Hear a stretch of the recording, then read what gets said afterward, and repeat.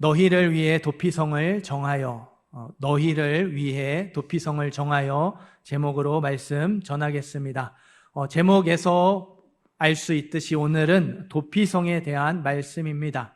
도피성이 뭐냐면요, 실수로 살인을 저지른 사람이 도망가는 곳, 살인자의 피난처가 도피성이었어요. 이 말씀이 성경에 기록되었다는 것은 저와 여러분에게 필요한 말씀이라는 뜻이겠죠. 오늘 말씀을 통해서 저와 여러분 한 사람 한 사람을 향한 하나님의 뜻을 깨닫는 시간 되기를 간절히 소망합니다. 우리 2절, 3절 한 번 더 읽어볼까요? 2절과 3절이 있습니다. 이스라엘 자손에게 말하여 이르기를 내가 모세를 통하여 너희에게 말한 도피성들을 너희를 위해 정하여 부지 중에 실수로 사람을 죽인 자를 그리로 도망하게 하라. 이는 너희를 위해 피해 보복자를 피할 것이니라. 아멘. 3절을 보시면 생소한 단어가 나오죠. 피해 보복자. 피해 보복자가요, 룻기에서는 이렇게 번역이 됐어요. 기업 물을 자. 가문의 대가 끊어지지 않도록 책임져주는 역할을 강조할 때는 기업 물을 자가 되고요. 가문의 원수를 갚는 역할을 강조할 때는 피해 보복자가 되는 거예요. 그러니까 똑같은 사람이 기업을 무르는 사람, 대를 이어주는 사람이 되기도 하고 또 가문의 원수를 갚는, 복수하는 사람이 되기도 하는 거예요. 도피성을 너희를 위해 정하고 실수로 사람을 죽인 자가 그리로 도피성으로 도망하게 하라. 피해 보복자를 피해서 도망갈 곳이다. 하나님은 실수로 사람을 죽인 자가 피해 보복자를 피해서 도피성으로 도망가야 한다고 말씀을 하셨죠. 이 말씀을 통해서 알 수 있는 게 있어요. 가족이나 친족이 누군가에게 죽임을 당했을 때 그 살인자를 죽일 수 있을까요? 없을까요? 죽일 수 있을까요? 없을까요? 죽일 수 있죠. 가문마다 피해 보복자가 있잖아요. 자기 가족 죽고 친척 죽었으면 대표로 그 원수 갚는 사람이 정해져 있잖아요.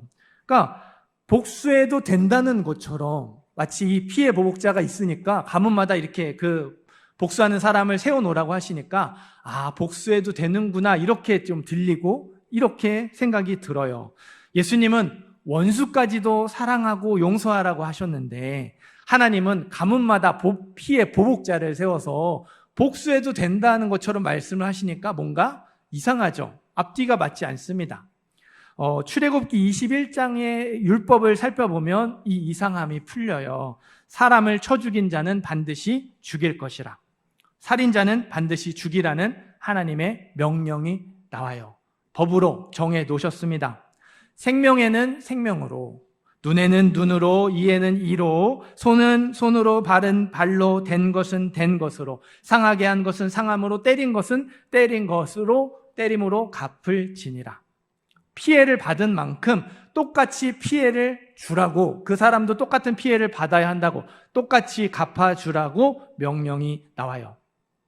가족이나 친족이 죽임을 당했을 때 원수 갚는 역할, 피해 보복자가 출애굽기 21장 살인자는 반드시 죽여야 한다, 똑같이 갚아주어야 한다, 이 율법과 연결이 되니까 어떻게 들리나요? 누군가를 죽이거나 누군가에게 피해를 입히면 너도 똑같이 된다. 그러니 절대로 그렇게 하지 말아라. 강력한 경고로 바뀌죠. 복수해도 된다가 아니라 복수하는 경우에는 너도 똑같이 그렇게 되니까, 똑같이 생명을 잃고 똑같이 눈을 잃고 똑같이 손을 잃게 되니까 하지 말아라. 어떠한 경우에도 사람을 죽이는 살인이 일어나서는 안 된다는 것이고, 아무리 억울하고 화가 나도 상대방에게 피해를 입히면 안 된다는 거예요. 하나님이 창세기에서 아담과 하와에게 말씀하시잖아요. 선악을 알게 하는 나무 열매를 먹지 말아라. 먹으면 죽으리라. 이거는 먹지 말라는 경고잖아요. 똑같습니다. 피해 보복자를 가문마다 세워놓고 살인자는 반드시 죽여야 하고 피해를 똑같이 갚아주라는 건 그렇게 해라가 아니라 그렇게 하지 말라는 강력한 경고이죠. 고의로 살인을 저지른 사람은요, 이 피해 보복자가 땅끝까지 쫓아가서 죽였어요. 실수로 살인을 저지른 사람은 피해 보복자를 피해서 도피성으로 도망을 갔습니다. 도피성이 총 6곳이었어요. 납달리의 산지 갈릴리 게데스, 에브라임 산지의 세겜, 유다 산지의 기럇 아르바 곧 헤브론, 요단 동편에는 베셀, 길르앗, 라못, 바산, 골란. 이 6곳이요. 어디서든 쉽게 찾을 수 있도록 높은 곳에 산지에 있었습니다. 6곳의 위치도 참 절묘해요. 어디서든 하룻길 안에 갈 수 있는 곳에 있었대요. 빨리 도망갈 수 있도록 중간중간에 도피성을 배치해 놓으신 거예요. 도피성은 레위인의 성이었어요. 레위인들이 도피성으로 오는 길을 잘 닦아 놓아야 했습니다. 학자들에 의하면요, 도피성으로 오는 길은 폭 14m의 포장된 도로였습니다. 네. 그래도 이렇게 반응을 하시네요. 네. 1부 때는 그게 뭔가 하시는데요. 우리 옆에, 바로 옆에 지금 차도가 있어요. 이렇게 2차선 도로가 있죠. 이 차도가 보통 좁으면 3m, 넓으면 3.5m래요. 그러면 저 도로는 7m입니다. 최대 7m 도로예요. 14m면 2차선, 왕복 4차선 도로예요. 그걸 포장한 길로 닦아놨어요. 언제든지 빨리 도망갈 수 있도록 넓고 편하게 길을 닦아놓았단 말이에요. 사람이 당황하고 쫓기면 알던 길도 헤맬 때가 많죠. 헤매지 않도록요, 도피성은 이쪽입니다. 이쪽으로 도망가세요. 표지판이 곳곳에 세워져 있었다고 해요. 그러니까 길을 잘 닦아놓고 표지판을 관리하는 게 레위인의 임무, 도피성에 사는 레위인들의 큰 일 중에 하나였다고 합니다.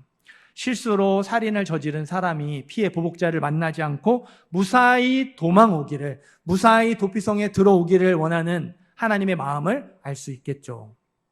우리 4절 말씀 한 번 더 읽어보겠습니다. 4절 읽습니다. 이 성읍들 중에 하나에 도피하는 자는 그 성읍에 들어가는 문 어귀에 서서 그 성읍의 장로들의 귀에 자기의 사건을 말할 것이요. 그들은 그를 성읍에 받아들여 한 곳을 주어 자기들 중에 거주하게 하고. 우리 6절도 읽겠습니다. 그 살인자는 회중 앞에 서서 재판을 받기까지 또는 그 당시 대제사장이 죽기까지 그 성읍에 거주하다가 그 후에 그 살인자는 그 성읍 곧 자기가 도망하여 나온 자기 성읍 자기 집으로 돌아갈지니라 하라 하시니라. 아멘. 도피성은 살인자를 무턱대고 받아주지 않았어요. 철저한 검증을 통해서 받아줬습니다. 1차 검증은 도피성 장로들의 판단입니다. 한 사람의 판단이 아니고요, 여러 사람의 판단이었어요. 살인자가 성문 앞에 있는 장로들에게 내가 이런 실수로 이런 상황 때문에 사람을 죽였어요. 살인을 저질렀습니다. 사정을 설명을 해요. 장로들이 사정을 듣고 실수였는지 고의였는지를 회의를 통해 판단을 합니다. 그래서 받아줄지 아니면 피해 보복자에게 넘겨줄지를 결정을 했어요. 하지만 이거는 살인자의 입장만 듣고 결정을 하는 거죠.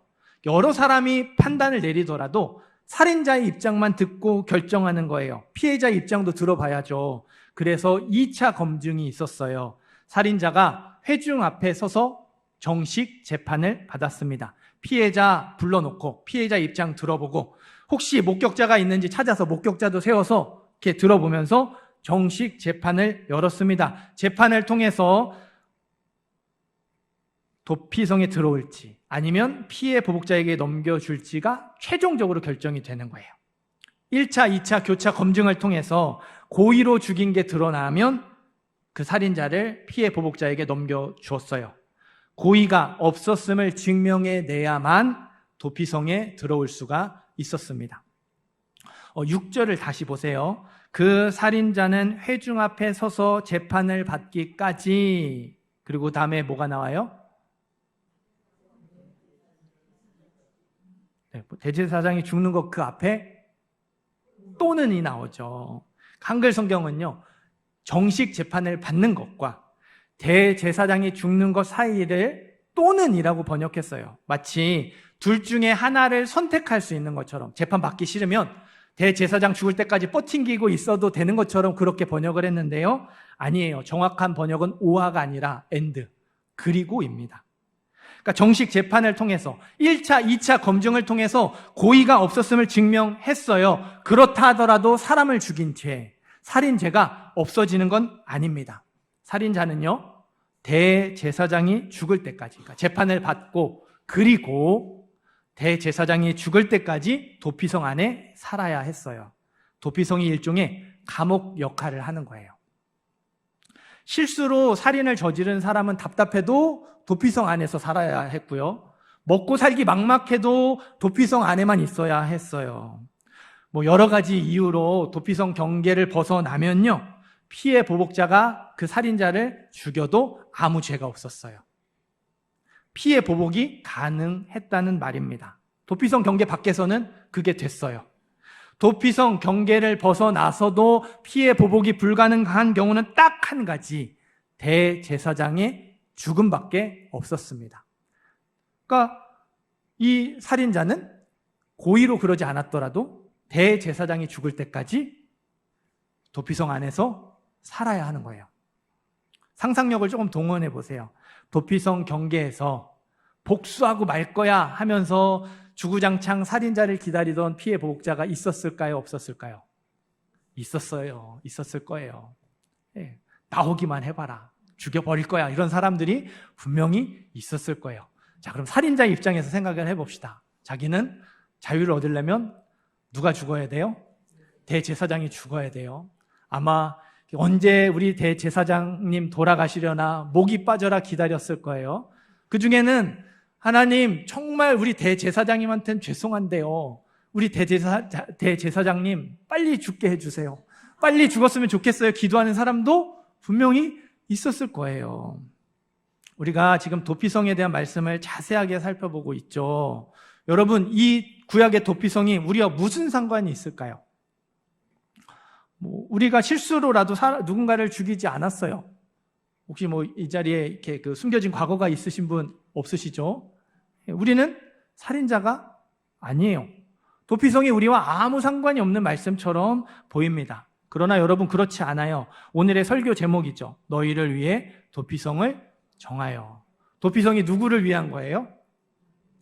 네, 너희를 위한 거. 우리를 위한 겁니다. 하나님이 분명하게 말씀하셨어요. 도피성은 너희를 위한 거야. 구약의 성도들이 실수로 살인을 저질렀을 때 도피성이 필요하다면, 그래서 너희를 위해 도피성을 정하라고 하셨다면, 저와 여러분에게는 다른 의미로 도피성이 필요하다는 거죠. 우리 신약성경 마태복음 5장을 찾아보겠습니다. 신약성경 맨 처음에 있어요. 마태복음 5장 21절에서 24절입니다. 신약성경 맨 처음에 있는 마태복음 5장 21절에서 24절입니다. 찾으셨으면 함께 읽겠습니다. 옛사람에게 말한 바 살인하지 말라. 누구든지 살인하면 심판을 받게 되리라 하였다는 것을 너희가 들었으나 나는 너희에게 이르노니 형제에게 노하는 자마다 심판을 받게 되고 형제를 대하여 나가라 하는 자는 공회에 잡혀가게 되고 미련한 놈이라 하는 자는 지옥불에 들어가게 되리라. 그러므로 예물을 제단에 드리려다가 거기서 내 형제에게 원망 들을 만한 일이 있는 것이 생각나거든 예물을 제단 앞에 두고 먼저 가서 형제와 화목하고 그 후에 와서 예물을 드리라. 아멘. 구약의 율법은요, 사람을 직접 죽여야만 살인이라고 했어요. 생명을 해치는 것, 그것만 살인이라고 했습니다. 그러나 율법의 완성이신 예수님은, 율법을 완성하러 오신 예수님은 이런 것까지 살인이라고 말씀을 하시죠. 형제에게 노하는 자. 상대방을 죽이지 않았습니다. 그러나 그 상대방을 죽이고 싶은 마음으로 화를 내는 것, 그것도 살인하는 거다 말씀하셨어요. 형제를 대하여 나가라 하는 자, 미련한 놈이라 하는 자. 라가는요, 머리가 빈 사람이라는 뜻이거든요. 우리나라에도 비슷한 말이 있죠. 돌대가리. 예수님 당시에 라가는 상대방을 무시하고 깔아뭉갤 때 사용했던 욕이었어요. 그러니까 상대방을 죽이지 않더라도 상대방의 인격을 무시하고 짓밟으며 깔아뭉개는 말을 하는 것, 그것도 살인이라는 거죠. 형제에게 원망 들을 만한 일이 있는 자, 상대방을 죽이지 않았더라도 나의 말과 나의 행동으로 상대방을 억울하게 만드는 것까지 살인이라고 하셨어요. 사도 요한은 마태복음 5장 예수님의 말씀을 이렇게 해석했어요. 그 형제를 미워하는 자마다 살인하는 자니. 그 형제를 미워하는 자마다 살인하는 자니.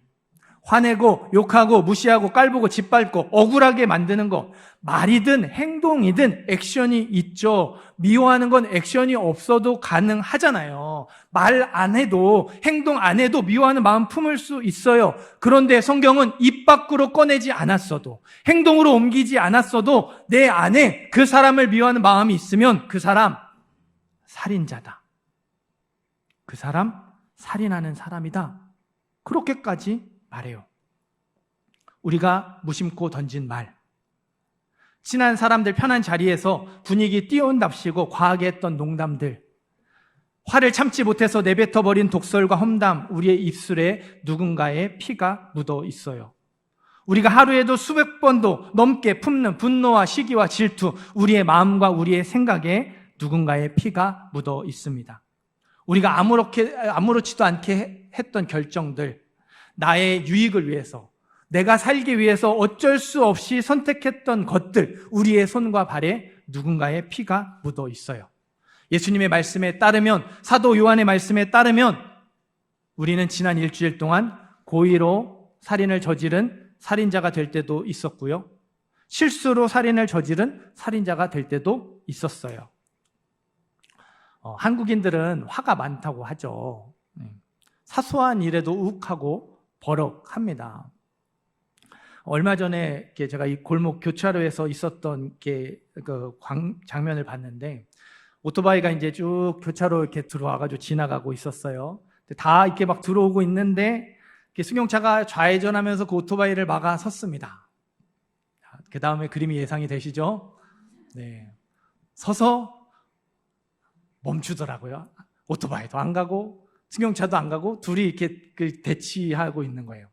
오토바이가 이제 자기가 먼저 왔다고 오토바이를 앞으로 쑥 밀더라고요. 비키라고. 그러니까 승용차에서 그 운전석 창문이 쭉 내리면서 이제 또 삿대질하고 이제 그렇게 됐어요. 그래서 제가 그걸 보면서 또 이렇게 저거 갖고 또 싸우시네 했는데 더 놀라운 일이 벌어졌어요. 저처럼 그 광경을 지켜보던 제3자 아저씨가 갑자기 버럭 화를 내더니 다 이렇게 뛰어들어서 오토바이가 먼저 들어왔는데 당신 왜 그렇게 버티고 있냐고, 빨리 뒤로 빼라고. 당사자도 아닌데 화를 내면서 막 이게 교통 정리를 하는 거예요. 그래서 승용차 빼고 이렇게 오토바이 지나가고 이 아저씨 되게 당당하게 이렇게 갈 길을 가셨어요. 자기 일이 아닌데 왜 화를 냈는지 제가 그걸 보면서 이렇게 진짜 우리나라 사람들이 화가 많구나. 작은 별거 남 일에도 이렇게 화를 내는구나라는 것들을 이렇게 또 경험할 수 있었어요. 우리가 왜 화가 많을까요? 왜 그렇게 툭 하면 버럭하고 짜증내고 그렇게 할까요? 어떤 분들은 그렇게 말해요. 화내지 않고 차분하게 말하고 정중하게 말하면 도무지 들어먹지를 않는데요. 사람 말을 말로 안 듣는데요. 화를 내면서 말해야 이 사람 말을 말같이 들으니까 화를 안 낼 수 없대요. 그럴 수 있어요. 하지만 오늘 말씀에 비추어 보죠. 한국 사람이 화가 많은 이유, 작은 일에도 버럭하고 짜증내며 그렇게 부딪히는 이유, 한국 사회가요, 수많은 살인과 복수가 반복되고 있기 때문에 그래요. 사람을 실제로 죽이는 살인은 물론이고요, 말과 행동으로 인격을 무시하고 짓밟는 살인이 곳곳에서 벌어지고 있어요. 가정에서, 학교에서, 직장에서 이런 일들이 계속해서 벌어집니다. 어느 곳도 안전한 곳이 없어요. 심지어는 교회 안에서도 이런 살인이 일어나죠. 너무 안타깝고 마음이 아파요. 복수가 복수를 낳아요. 종로에서 뺨 맞고 한강에서 눈을 긴다고 하죠. 강한 자에게 당한 거를요, 엉뚱하게 약한 자에게 화풀이해요. 피해자가 또 다른 가해자가 돼요. 꼬리에 꼬리를 무는 복수가 이어지고 복수의 악순환이 반복이 돼요. 어느 곳도 안전하지 못하고 언제든지 그렇게 내가 공격받을 수 있으니까, 공격당할 수 있으니까 어때요? 항상 불안하죠. 항상 두려워요. 여차하면 나도 똑같이 화내면서 받아칠 수 있도록 항상 준비하고 있어야 돼요. 그러니까 화가 많을 수밖에 없죠. 그러니까 이 불안하고 두렵고 긴장이 되니까 항상 그렇게 화날 준비를 하고 있는 거예요. 사랑하는 성도 여러분, 우리에게 도피성이 필요할까요? 필요하지 않을까요? 필요합니다. 저와 여러분에게 도피성이 필요해요. 바로 내가 살인자이기 때문에 도피성이 필요하고요. 이 꼬리에 꼬리를 무는 이 복수의 악순환 속에서 이 악순환을 끊어내기 위해서도 도피성이 필요해요. 도피성이 없는 삶은요, 항상 불안하고 항상 두려울 수밖에 없어요. 도피성이 없으면 바로 언제든지 받아칠 수 있도록 항상 긴장해야 돼요. 항상 화날 준비를 하며 살아야 돼요. 이게 얼마나 숨막히는 삶이에요. 이게 얼마나 불행하고 불쌍한 삶입니까? 저와 여러분 모두 도피성이 필요해요. 저와 여러분에게요, 어디서든지 쉽게 찾을 수 있는 도피성, 어디서든지 빨리 도망갈 수 있는 도피성이 꼭 있어야 합니다. 그러므로 함께 하늘의 부르심을 받은 거룩한 형제들아, 우리가 믿는 도리의 사도이시며 대제사장이신 예수를 깊이 생각하라. 우리가 믿는 도리의 사도이시며 대제사장이신, 우리의 대제사장이 되시는 예수를 깊이 생각하라. 우리의 도피성은요, 예수님이에요. 우리의 대제사장이 되시는 예수님이 우리 마음의 도피성이 됩니다. 구약의 도피성은요, 고의로 살인을 저지른 사람은 들어가고 싶어도 못 들어갔어요. 실수로 살인을 저지른 사람만 들어갈 수 있었죠. 그러나 우리의 도피성이신 예수님은 모든 죄인, 모든 살인자가 들어갈 수 있습니다. 독한 말, 미워하는 마음, 악한 행동, 고의로 살인을 저지른 사람도 들어갈 수 있어요. 우리도 들어갈 수 있습니다. 구약의 도피성은요, 대제사장이 죽어야만 피의 보복에서부터 자유롭게 되죠. 그런데 우리의 대제사장이신 예수님이 2000년 전에 우리의 모든 죄를 위해 십자가에서 죽으셨어요. 예수님의 십자가 죽음으로 우리가 저지른 수많은 살인의 죄 용서받았습니다. 수많은 살인의 죄로부터 자유롭게 되었어요. 예수님이 죽으셨거든요. 대제사장이신 예수님이 우리를 위해 이미 죽으셨거든요. 우리가 용서받고 자유롭게 되었습니다. 예수님을 도피성으로 삼은 사람들에게요, 두 가지 특징이 있어요. 하나는요, 내 죄를 용서해 주신 사랑이 얼마나 큰 것인지를 깨닫고요, 그 사랑을 깊이 경험합니다. 죄 용서의 자유를 맛보면서 사랑받는 자로 살아가요. 또 다른 하나는 그 은혜와 사랑을 받았으니 그 은혜와 사랑 앞에서 상처받은 마음을 회복해요. 복수하고 싶은 마음 내려놓습니다. 관계를 회복하기로 결단해요. 사랑하는 자가 되려고 노력해요. 사랑받는 자로 살아가고 사랑하는 자가 되려고 노력합니다. 조금 더 쉽게 설명을 드릴게요. 예수님을 도피성으로 삼은 사람들은요, 마음이 넉넉해져요. 마음이 여유로워집니다. 그럴 수도 있지. 뭔가 사정이 있어서 그렇게 했겠지. 얼마나 힘들면 저렇게 할까? 참아줄 수 있는 힘이 생겨나고요. 용서할 수 있는 힘, 품어줄 수 있는 힘, 받아줄 수 있는 마음의 힘이 생겨납니다. 억울하고 답답할 때마다 도망갈 수 있는 자리가 있기 때문에 그래요. 외롭고 서러울 때마다 도망갈 수 있는 자리가 있거든요. 분노와 시기와 질투가 치밀어 오를 때마다 피할 수 있는 자리, 예수님의 십자가가 그 마음에 굳게 새겨져 있기 때문에 그런 일들이 가능해지는 거예요. 우리가 지금까지 얼마나 많은 죄를 지었어요. 우리가 지금까지 얼마나 많은 살인의 죄를 저질렀습니까? 그런데 하나님 잘못했습니다. 하나님 용서해 주세요. 회개하면 하나님이 어떻게 해주세요? 혼나고 벌 주시나요? 다 용서해 주세요. 내가 저번에 용서해 줬는데 왜 또 그랬냐? 그런 적 한 번도 없으세요. 항상 처음 그렇게 회개하는 것처럼 용서해 주시고 또 용서해 주십니다. 세상에 이런 사랑이 어디 있어요? 또 넘어질 걸 아시잖아요. 또 실패할 걸 아셔요. 다 아시면서도 계속해서 용서해 주세요. 용서해 주시고 또 용서해 주십니다. 그러면서도 저와 여러분을 향한 사랑이 변하지 않아요. 저와 여러분을 향한 은혜가 멈추지 않습니다. 이게 큰 사랑, 큰 은혜가 아니면 무엇이 큰 사랑이고 큰 은혜일까요? 우리가 용서에 대한 말씀 들을 때마다 예수님의 비유 하잖아요. 1만 달란트 빚진 자. 저는 이게 하나님의 자신감이라고 생각해요. 1만 달란트가 셀 수 없는 값어치잖아요. 한 국가의 예산보다 훨씬 뛰어넘는 그 금액을 예수님이 예로 들었어요. 이게 뭐예요? 내가 그만큼 너희를 사랑할 수 있다는 거예요.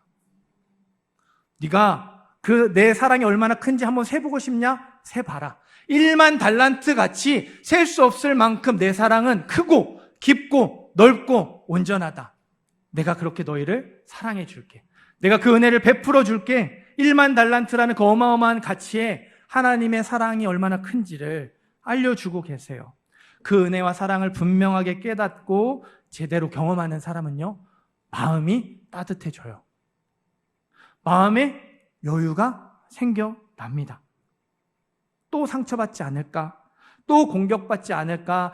두려워하거나 불안해하지 않아요. 100% 나를 이해해 주는 분이 계시잖아요.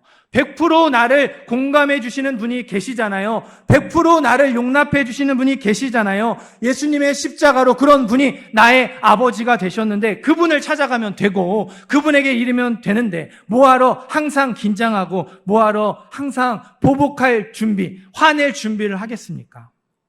그냥 억울하다고 하소연할 분이 계시고 내 모든 사정을 알아주고 들어주실 분이 계시고 그래서 그것들을 갚아주실 분이 계신데 내가 그거를 왜 하겠어요? 화낼 일이 점점 줄어들게 된다는 거예요. 물론 그래도 화가 나요. 우리는 사람이에요. 억울한 마음에 나도 똑같이 갚아주고 싶죠. 이해하려고 해봐도 이해가 안 되고 용납이 안 될 수 있습니다. 도저히 사랑할 수 없는 사람 있어요. 그런데요, 나를 사랑하시는 하나님이 말씀하세요. 내가 그 사람도 사랑해. 나를 사랑하시는 하나님이 말씀하세요. 그 사람, 네가 너무너무 싫어하는 그 사람, 네가 사랑하기 싫어하는 그 사람도 내가 사랑해.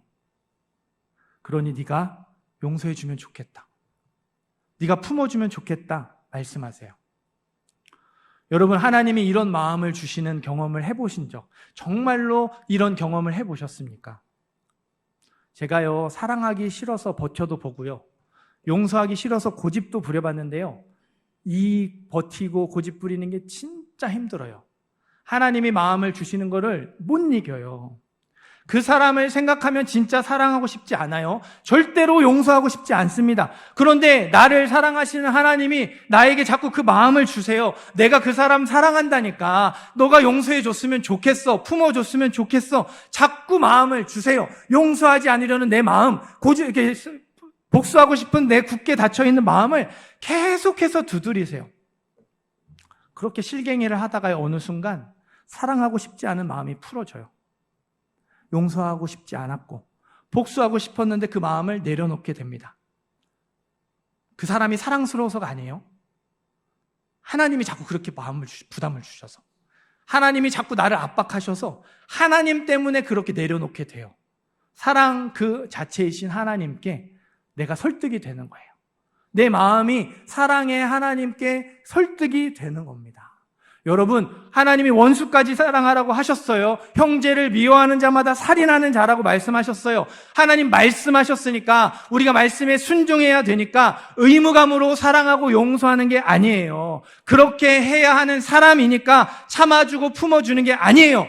나를 사랑하시는 하나님이 그렇게 하기를 원하셔서, 내가 사랑하는 하나님이 그거를 원하셔서, 내가 사랑하는 나를 사랑하시고 내가 사랑하는 하나님이 그런 걸 원하시니까 내가 화를 내지 않기로, 복수하지 않기로 항복하는 거예요.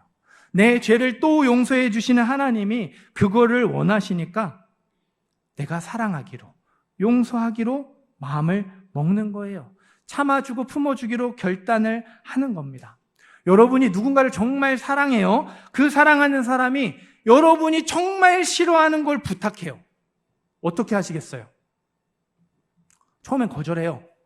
그 사람 진짜 사랑하더라도 그게 그 사람이 원하는 게 내가 진짜 싫어하는 거기 때문에 처음엔 거절해요. 당연해요.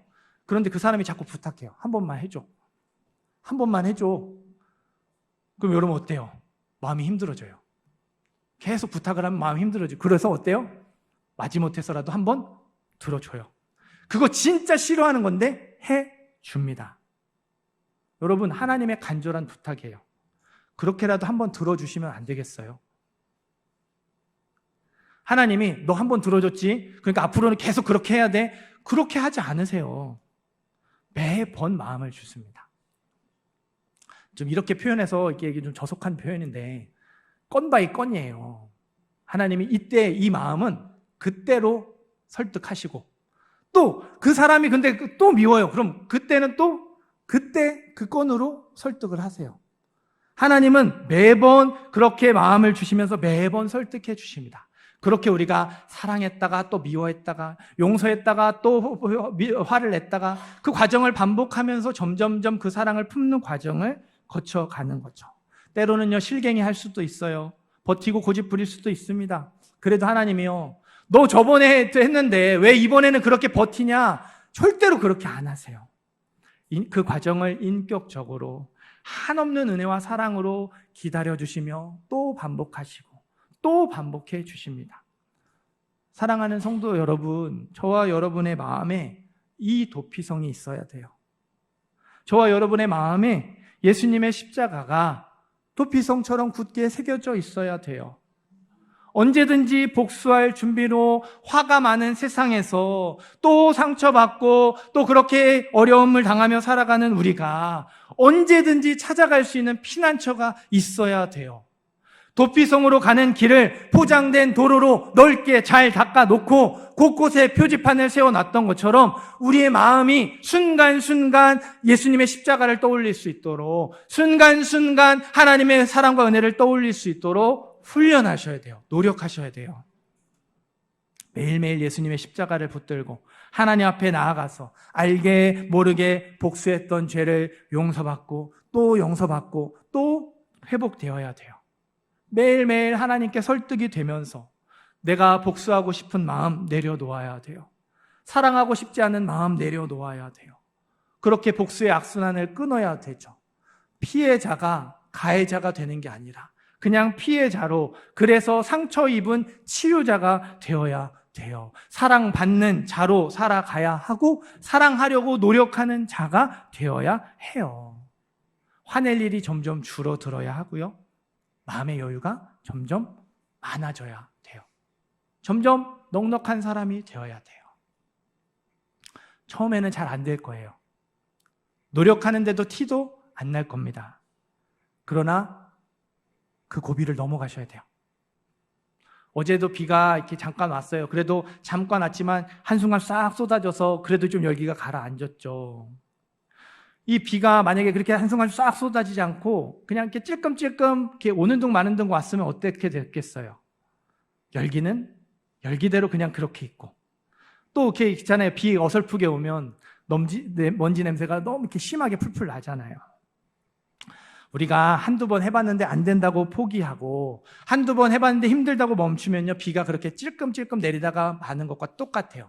비가 분명히 왔어요. 근데 열기는 열기대로 가라앉지 않고 먼지도 제대로 안 닦여서 냄새만 풀풀 나는 거예요. 중간에 포기하고 하다가 멈추면 그런 거예요. 어때요? 부슬비처럼 조금씩 내리더라도 찔끔찔끔 내리더라도 계속 내리면 매일매일 내리면 결국에는 열기가 가라앉죠. 먼지도 깨끗하게 씻겨 내려가서 냄새가 하나도 나지 않아요.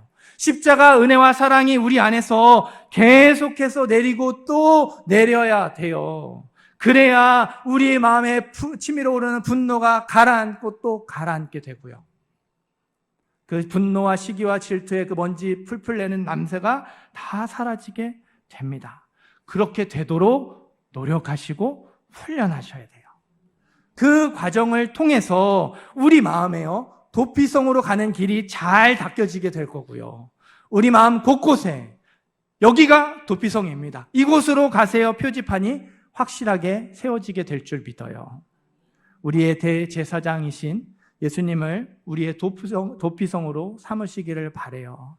예수님을 도피성으로 삼아서 화낼 일이 점점 줄어들게 되고 마음의 여유가 점점 많아지게 되는 저와 여러분이 되기를 간절히 소망합니다. 우리의 대제사장이 되시는 예수님을 우리의 도피성으로 삼아서 용서할 수 있는 힘을 얻고 사랑할 수 있는 힘을 얻는 모든 성도님들, 모든 예배자들 되시기를 주님의 이름으로 축원합니다.